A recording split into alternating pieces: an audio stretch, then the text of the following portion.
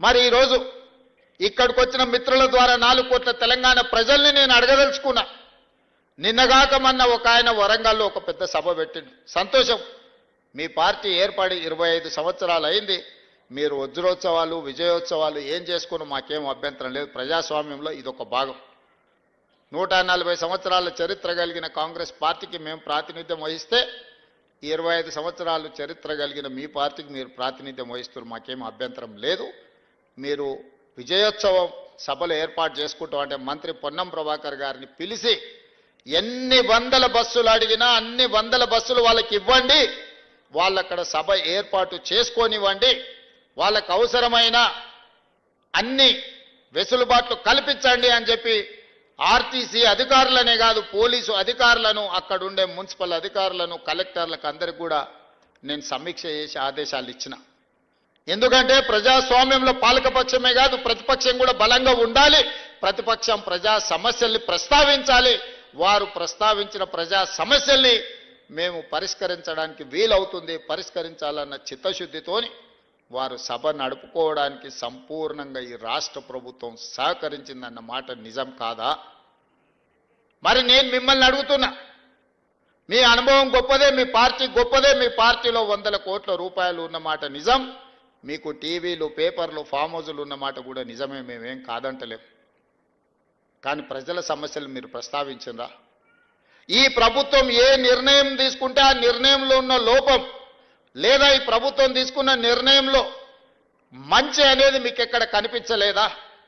మీ అనుభవంతో మంచిని అభినందిస్తూనే ప్రభుత్వాన్ని భుజం తడుతూనే మా వైఫల్యాలను ప్రశ్నించి ఆ ప్రశ్నించడం ద్వారా ప్రజా సమస్యలను పరిష్కరించడానికి మీరు అక్కడ మాట్లాడి ఉంటే నిజంగానే ప్రజలు మిమ్మల్ని అభినందించి ఉండేవాళ్ళు. నేను ఈరోజు ఆ పెద్ద ఆయనను ఒక మాట అడగదలుచుకున్నా.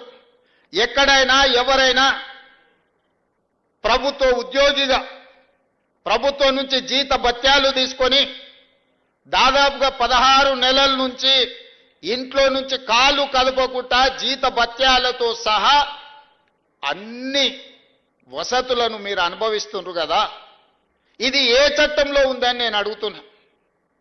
ఏ చట్టంలో ఉంది? ప్రభుత్వం నుంచి జీత భత్యాలు తీసుకున్న వాళ్ళు మేము విధులను నిర్వర్తించము.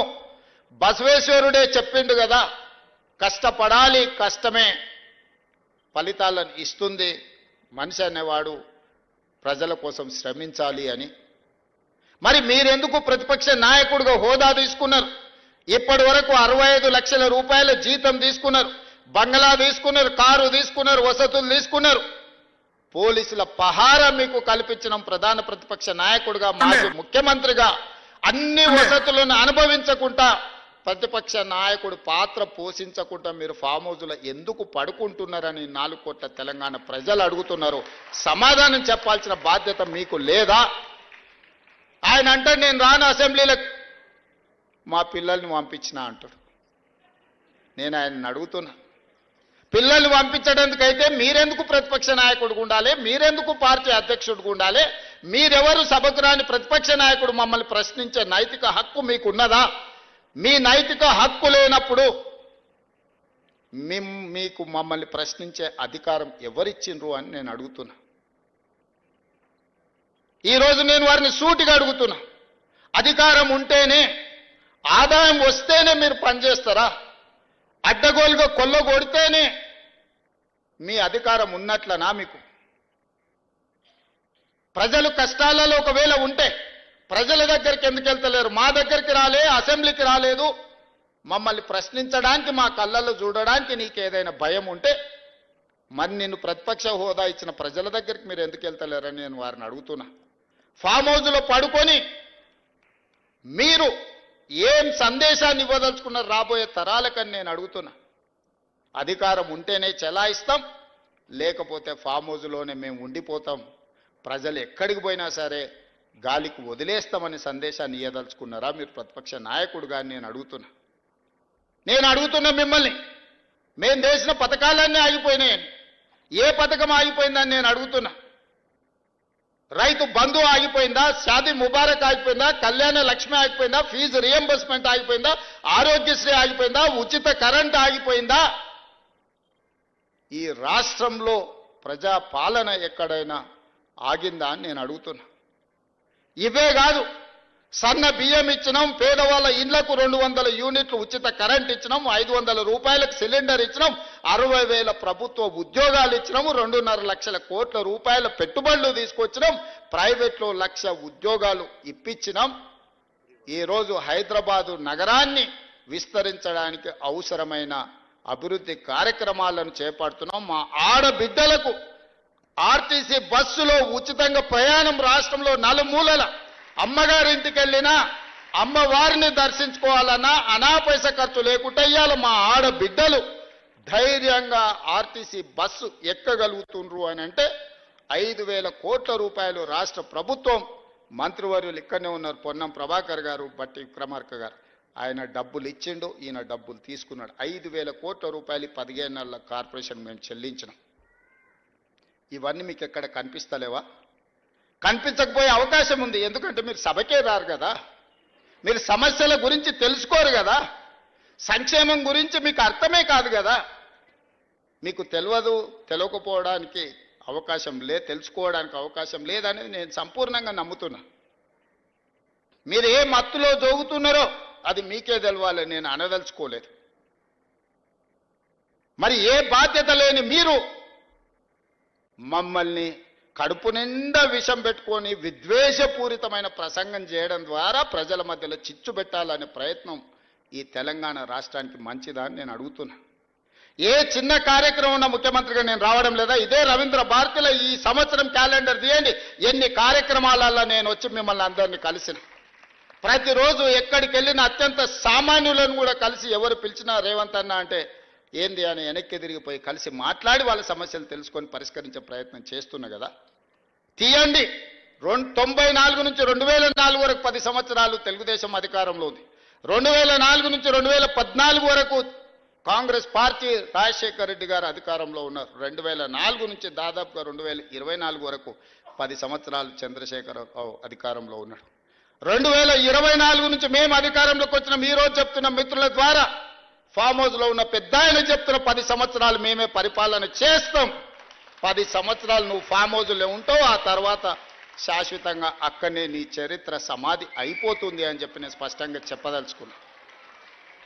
ప్రజలు విఘ్నులు, ప్రజలకు పరిపాలన తెలుసు. ప్రజలు ఎవరు ఏం చేస్తున్నారో, ఎవరు ఏం మాట్లాడుతున్నారో, ఎవరి ఆలోచన ఎట్లుందో ప్రజలు తెలియనంత అమాయకులా.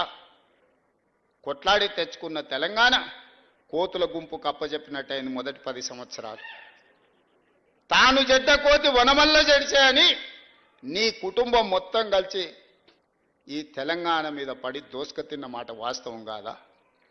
అందుకే ఈరోజు సూటిగా వారికి విజ్ఞప్తి చేస్తున్నా. కాళేశ్వరం మీద చర్చ చేద్దామా? ఉచిత బస్సు ఆడబిడ్డలకు ఇచ్చిన దాని మీద చర్చ చేద్దామా? రైతు రుణమాఫీ మీద చర్చ చేద్దామా? రైతు బంధు మీద చర్చ చేద్దామా?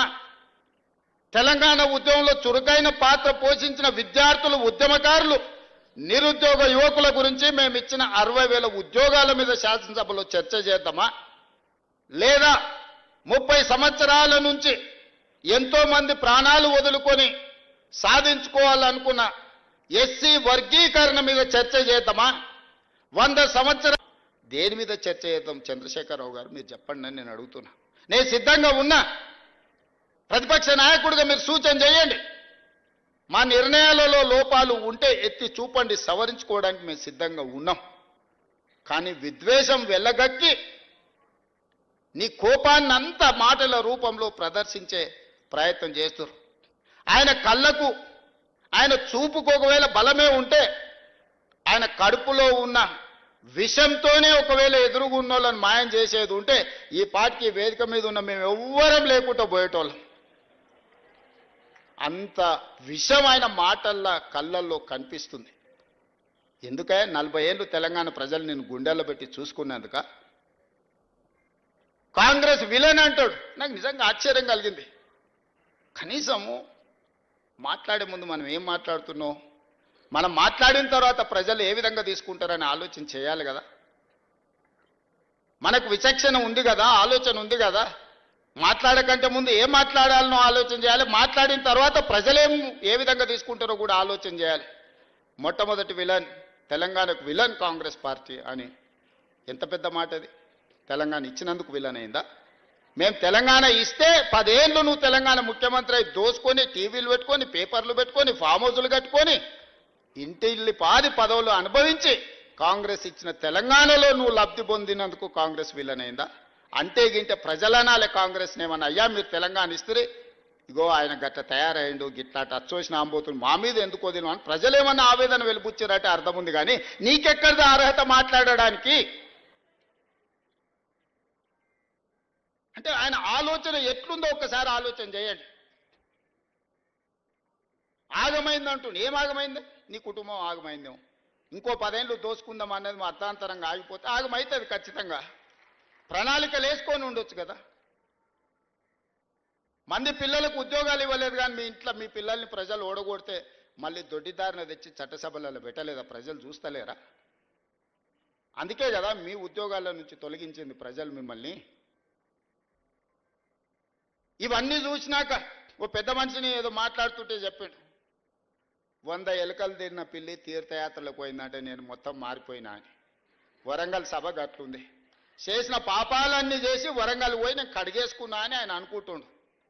కడగలేదు, 101వ పాపం కూడా అక్కడ చేసి వచ్చిన స్వామి నువ్వు. ఎందుకంటే కాంగ్రెసే తెలంగాణకు విలన్ అనడం ద్వారా. కానీ ఒక్కటి మాత్రం నాకు అర్థమైంది, నా పేరు తీసుకొని కూడా ధైర్యం రాలే. మొత్తం ప్రసంగం మీరు గమనించండి, ఎక్కడైనా పేరన్నా తీసుకున్నాడా? మా కాంగ్రెస్ పార్టీ కార్యకర్తల బలం ఏందో దాన్ని బట్టి అర్థమైంది కదా. అందుకే ఈరోజు బసవన్న స్ఫూర్తిగా ప్రజాస్వామిక విలువలను కాపాడాలి, ప్రజలు మెచ్చే విధంగా పరిపాలనను అందించాలి, ప్రజల కోసం సంక్షేమ పథకాలను అమలు చేయాలి, ప్రజల అభివృద్ధి కోసం ప్రణాళికలు సిద్ధం చేయాలి, రాష్ట్ర ఆదాయం పెంచాలి, పేదలకు పంచాలి అన్న బసవేశ్వరుడి సూచనతోనే ఈ ప్రభుత్వం నడుస్తుంది. ఈ ప్రభుత్వం భవిష్యత్తులో నడుస్తుంది అని నేను చెప్పదలుచుకున్నాను.